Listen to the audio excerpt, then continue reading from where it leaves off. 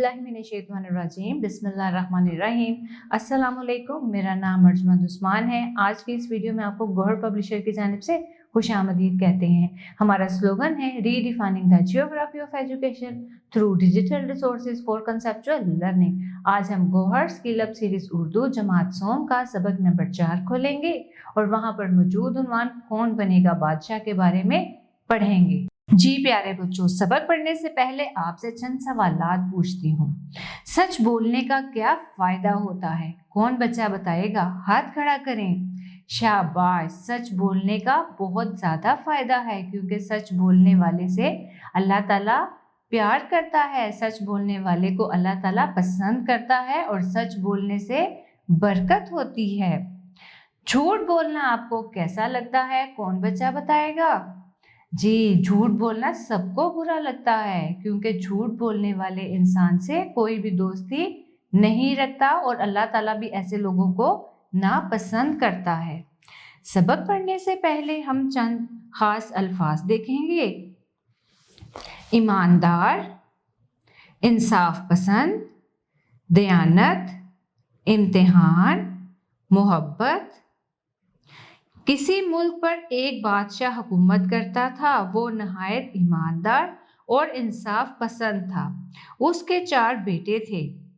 सबसे बड़ा सुलेमान था, उससे छोटे का नाम उस्मान था। कामरान तीसरे नंबर पर था और सलीम सबसे छोटा था। बादशाह ने चारों बेटों को एक जैसी तालीम दी थी। अब जबकि वो बूढ़ा हो चुका था, चाहता था कि वो किसी बेटे को अपनी जगह बादशाह बना दे और बाकी जिंदगी अल्लाह ताला की इबादत में गुजार दे। बादशाह से फैसला नहीं हो रहा था कि हुकूमत किसके हवाले करे। एक बुजुर्ग ने बादशाह को समझाया कि अपने बेटों की सच्चाई और दयानतदारी का इम्तिहान ले। जो कामयाब हो जाए इसे बादशाह बना दे। बादशाह ने चारों बेटों को बुलाया, उन्हें एक एक बीज दिया और कहा इससे पौधा उगाओ और 1 साल बाद लाओ। जिसका पौधा सबसे अच्छा होगा इसे बादशाह बनाया जाएगा।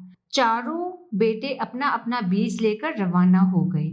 सबसे छोटे बेटे सलीम ने एक बीज गमले में बोया, अच्छी तरह खाद दी, वक्त पर पानी भी देता रहा, मगर इससे कोई पौधा ना उगा। पूरा साल गुजरने के बाद बादशाह ने चारों से कहा कि वो अपना अपना पौधा लेकर आए। सुलेमान, उस्मान और कामरान अपने अपने गमले लाए तो हर एक में एक पौधा था। सलीम के हाथ में गमला खाली था। बादशाह ने सबसे बारी बारी पूछा, उन्होंने पौधा कैसे उगाया? तीनों ने बताया कि उन्होंने किस तरह मेहनत की और अपना पौधा उगाया। सलीम ने बताया कि उसने पूरी मेहनत की मगर बीज से कोई पौधा नहीं उगा। बादशाह ने सलीम के गमले से बीज निकाला और कहा, मैंने आप सबको खराब बीज दिए थे, इनसे कोई पौधा नहीं उग सकता था। सलीम ने सच्चाई और दयानतदारी से काम लिया, इसलिए मैं इसे हुकूमत का हकदार समझता हूँ। मेरे बाद सलीम बादशाह होगा। यूँ सच्चाई और दयानतदारी की वजह से सलीम बादशाह बना। वो अपने बाप की तरह लोगों की खिदमत करता और हर तरह से उनका ख्याल रखता। लोग भी इससे बहुत मोहब्बत करते थे। अब हम सबक पढ़ने के बाद कुछ मुश्किल अल्फाज को खत कशीदा करेंगे ताकि इस इमला की मश्क की जाए।